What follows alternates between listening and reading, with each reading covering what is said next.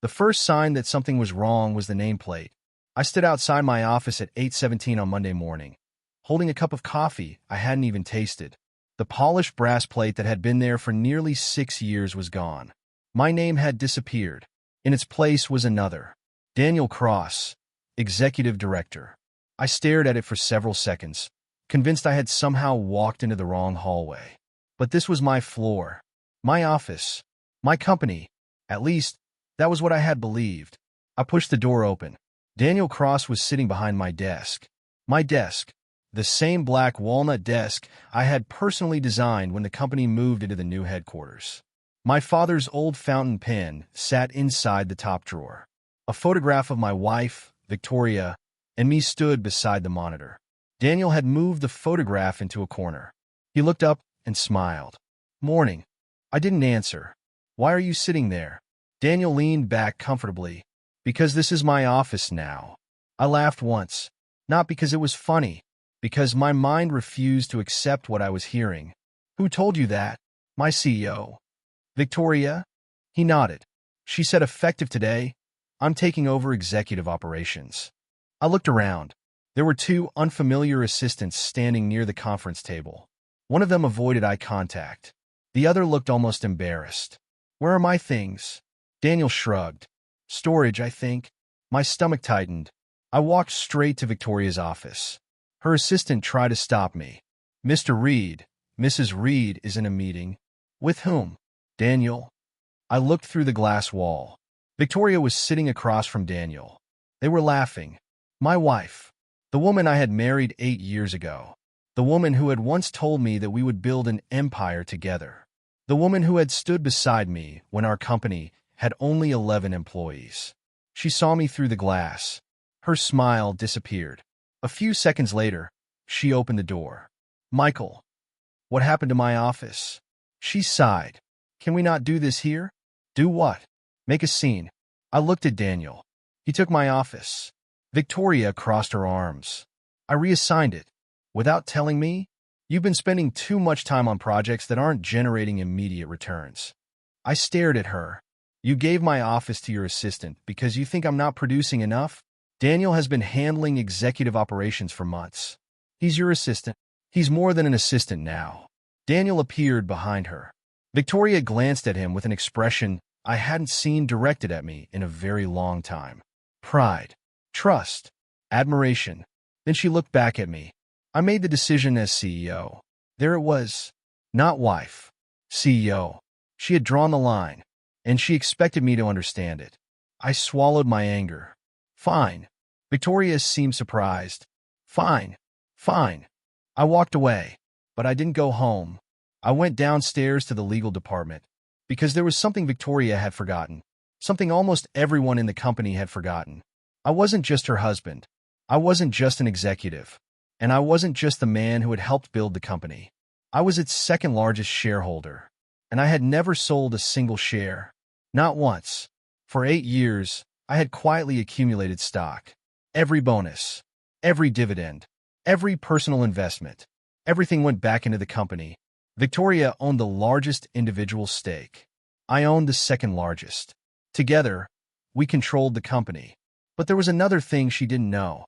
2 years earlier, I had begun buying shares through a private investment company. Not in our company, in our biggest rival, Harrington Global. Victoria hated Harrington Global. She considered its CEO, Richard Harrington, her greatest enemy. She had spent years trying to destroy his market position, and I had quietly become one of Harrington's largest private shareholders. That morning, sitting alone in the legal department, I opened the latest shareholder report. My hand stopped shaking. I looked at the numbers. Then I smiled. For the first time that morning, Victoria had taken my office. She thought she had taken my power. She had no idea what I was about to do. I spent that evening in my apartment. Victoria came home around 9. She didn't apologize. She didn't ask whether I was okay. Instead, she placed her handbag on the kitchen counter and said, "I hope you understand why I made the decision." I looked at her from the dining table. "Do you?" She frowned. "What does that mean?" "It means I understand that you don't see me as your partner anymore." Victoria crossed her arms. "That's dramatic." "No. What's dramatic is giving my office to your assistant without telling your husband. She rolled her eyes. Daniel earned the position. Then why didn't you tell me? Because I knew you'd react exactly like this. I laughed. You mean like someone whose career was publicly humiliated? Michael, your role has been changing for months. My role. You don't understand modern leadership. That sentence hurt more than I expected, because 6 years earlier, she had told me the opposite. She had once sat beside me on the floor of our tiny rented office, exhausted and laughing. You understand business better than anyone I've ever met. Now she couldn't even look at me. I stood. Do you love him? Victoria froze. What? Daniel. Her face hardened. That's an insulting question. Then answer it. I don't have to. That was answer enough. I nodded slowly. Okay. I went upstairs. She didn't follow. At midnight, I opened my laptop. My investment lawyer, Samuel Carter, was already waiting for my message. Execute the sale. The next morning, I sold every personal share I owned in Victoria's company. Every single one. The transaction was enormous. The market reacted within hours. Investors noticed that a major insider had exited. Financial news channels started asking questions. By noon, Victoria called me. What did you do? I remained silent. You sold your shares. Yes. Why? Because I don't want to own something where I'm no longer wanted. You could have discussed this with me. I did. When? When I stood outside my office yesterday. She went quiet. Then her voice became colder. You're trying to punish me. No. What then? I'm protecting myself. She hung up. That afternoon, another call came. Richard Harrington, the CEO of Harrington Global. I heard what happened. I smiled. You heard quickly. In our industry, nothing stays secret. He paused. I also heard you sold everything. Correct. Are you still interested in your position here? I looked at the investment reports. More than ever. Richard laughed. You realize Victoria will consider this an act of war. I know. Good. There was silence. Then he said something that changed everything. Michael, I've wanted to acquire your wife's company for years. I leaned forward. How close are you? Closer than she thinks. I looked at the numbers. What if you didn't acquire them? What are you suggesting? What if we acquired something else? Her biggest rival? Exactly. Richard was silent. Then he laughed. You're serious. I am. What do you want? Control. Richard didn't laugh anymore. You're talking about Harrington Global. I know. You want to buy my company? No. I looked at the valuation. I want to buy enough of it that you can't ignore me. 3 weeks later, the acquisition began. My private investment company purchased shares through several institutional channels. The transaction was completely legal and carefully structured. By the time Victoria discovered what was happening, I already controlled 31% of Harrington Global, the largest independent stake. Richard still remained CEO, but now I had a seat at the table, and Victoria's greatest rival had become my greatest asset. The irony wasn't lost on me. She had given my office to her assistant. I had responded by buying influence over the company she feared most. But I wasn't finished. Not even close. Harrington Global's headquarters looked nothing like Victoria's company. It was older, more traditional, less flashy. But there was something about the building that made people straighten their posture when they walked through the lobby. Power. Real power didn't need glass walls. Richard Harrington met me in the boardroom. You realize everyone here knows you're Victoria Reed's husband. I know. They're expecting revenge. They'll be disappointed. Richard smiled. What do you actually want? I placed a folder on the table. Nothing illegal. Nothing destructive. He opened it. Inside were financial projections. We're going to restructure 3 divisions. Richard looked up. Why? Because Victoria's company is vulnerable. He studied the documents. You think she'll attack us? She already is. Richard turned another page. I had predicted her next moves. Price reductions. Aggressive hiring. Supplier contracts. Executive recruitment. Marketing attacks. Richard stared at me. You know her well. I used to. That evening, Victoria made her first move. Her company announced a major expansion. News outlets called it an aggressive challenge to Harrington Global. I watched the announcement from my office. Daniel stood beside Victoria. The cameras loved them. They looked like a perfect leadership team. I didn't feel jealous. That surprised me. Instead, I felt something else. Clarity. The woman standing beside him was not the woman I had married. She was someone who had chosen ambition over loyalty, and I had finally accepted it. The next morning, Harrington Global responded. Not with an attack, with silence. We simply launched a new product. Better, cheaper, faster. Within 72 hours, Victoria's expansion campaign started collapsing. Her investors demanded explanations. Her board wanted answers. Daniel blamed the marketing department. Victoria blamed supply chain issues. Nobody blamed the real problem. They had underestimated us. 2 weeks later, I attended Harrington's board meeting. For the first time, my name appeared on the official board agenda. Michael Reed, major shareholder. I entered the room. Everyone stood. I wasn't their CEO.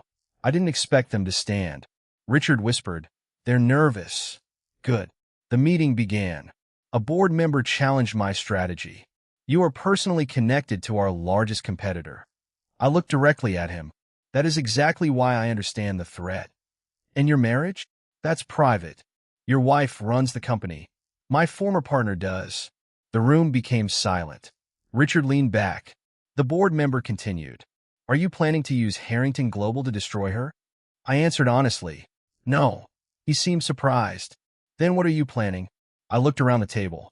"To make sure she never has the power to destroy me again." The room remained silent. Then Richard smiled. Motion approved. The transformation began. We invested heavily in technology. We renegotiated supplier contracts. We acquired smaller competitors. Within 4 months, Harrington Global's market value increased dramatically. Meanwhile, Victoria's company began losing ground. Daniel's influence grew inside her company. And that was exactly what I expected. Because Daniel wasn't loyal to Victoria. He was loyal to power. And eventually power would move. 6 months after I left, Victoria requested a meeting. I almost refused. Then I agreed. We met at a quiet restaurant. She arrived alone. For the first time in months, she looked tired. Not physically, emotionally. She sat across from me. "You look different." "So do you."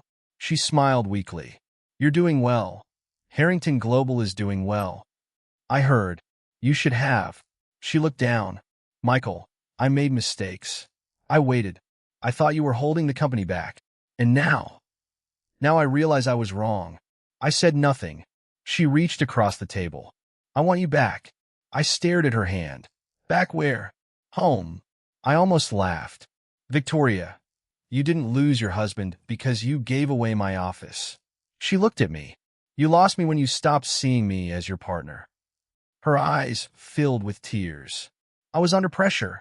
So was I. I thought Daniel understood me. I leaned back. "Does he?" She didn't answer. That was when I realized something.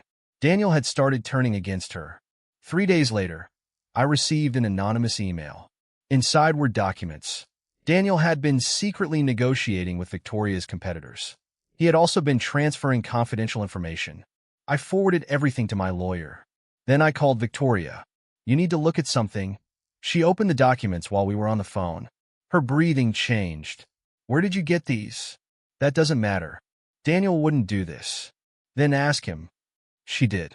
And the next day, Daniel disappeared. But he didn't disappear quietly. He took several executives with him. He also took millions in company funds.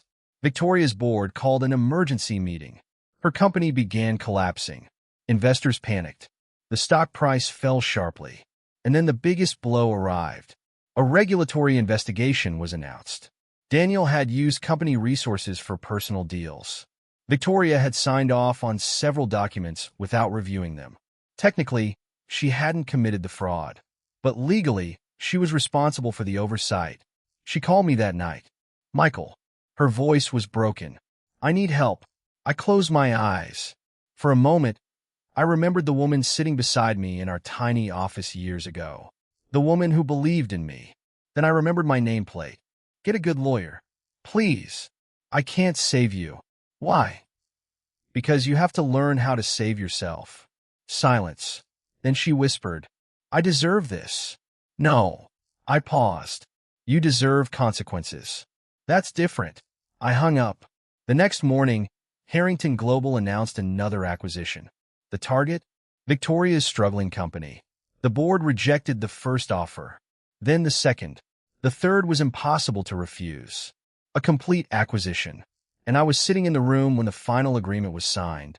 Victoria walked in. She saw me. Then she saw Richard. Then the documents. Her face went pale. You. I stood. Me. She stared at the contract. You bought my company? I shook my head. No. I looked into her eyes. Harrington Global did. And for the first time, she understood. I had not destroyed her. I had simply become powerful enough that she could no longer control what happened next. The acquisition changed everything. Harrington Global absorbed Victoria's company. Its buildings, its employees, its patents, its contracts, its technology. But I refused to destroy the people who had done nothing wrong. Thousands of employees had families. They hadn't betrayed me. So, I created a transition program. Anyone who wanted to stay received a position. Anyone who wanted to leave received generous severance. The news media called it unexpected. Some called it mercy. I called it business. Victoria was removed as CEO.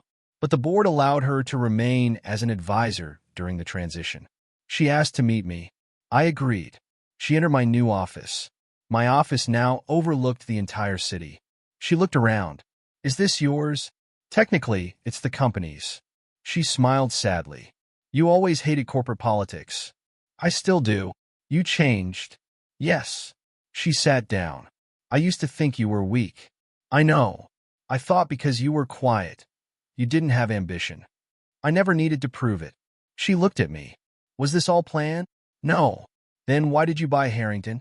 I didn't buy it because of you. That surprised her. I bought it because I realized I had spent years building your dream instead of mine. Victoria looked down. What's your dream? I smiled. Building something that belongs to me. She nodded slowly. I destroyed our marriage. We both did things wrong. You didn't. I stayed silent too long. She looked up. Do you hate me? No. That's worse. Why? Because if you hated me, maybe I'd still matter.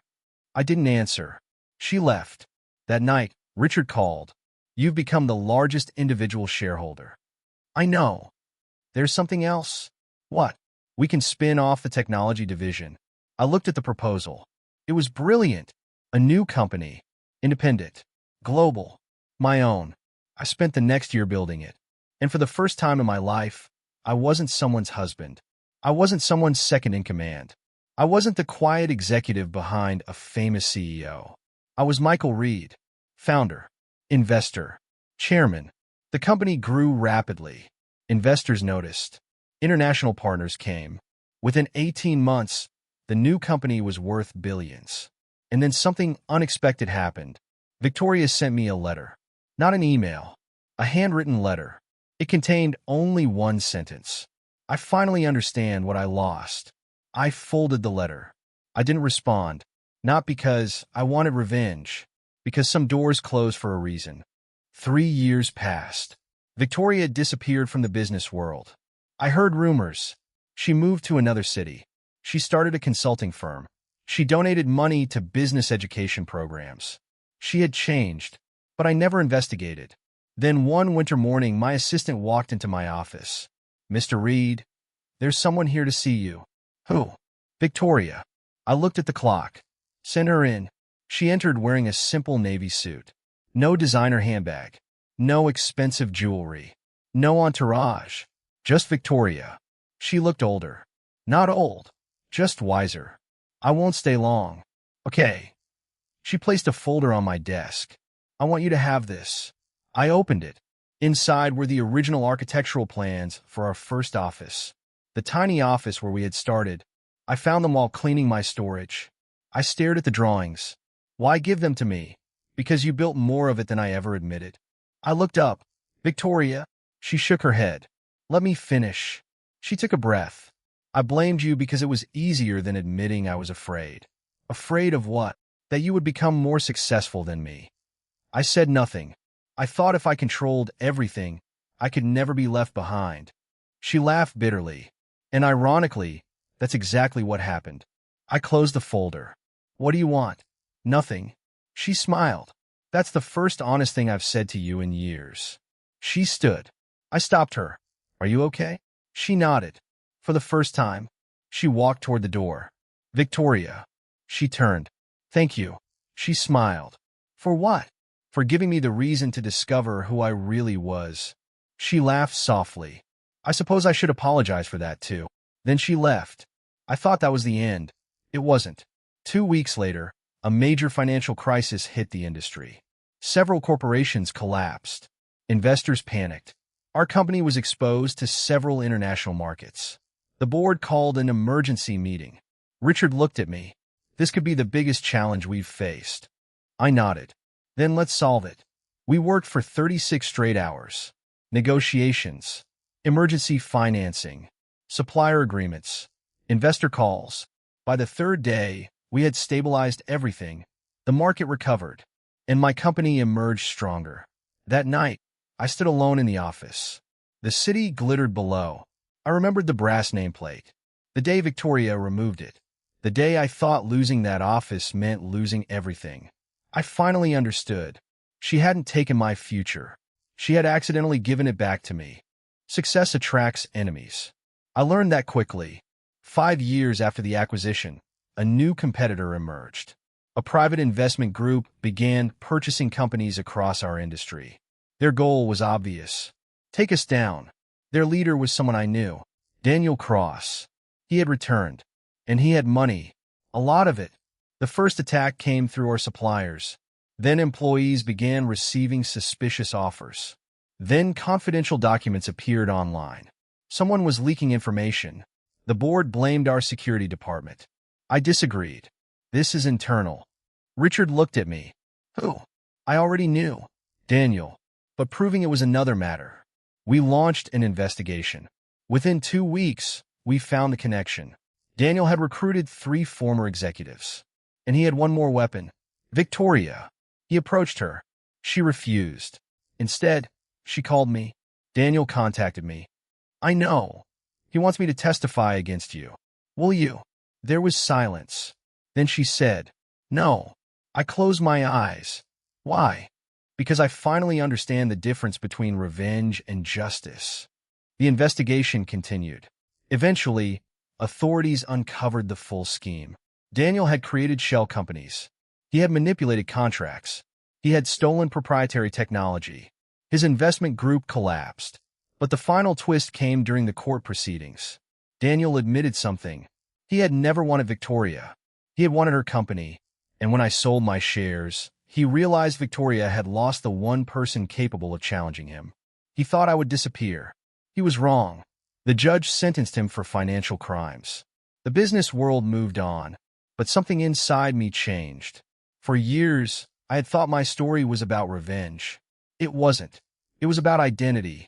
I had spent years being Victoria's husband, then Victoria's partner, then the man who lost his company, then the investor who bought Harrington. But none of those labels mattered. I was simply Michael, and I had built a life I could finally call mine.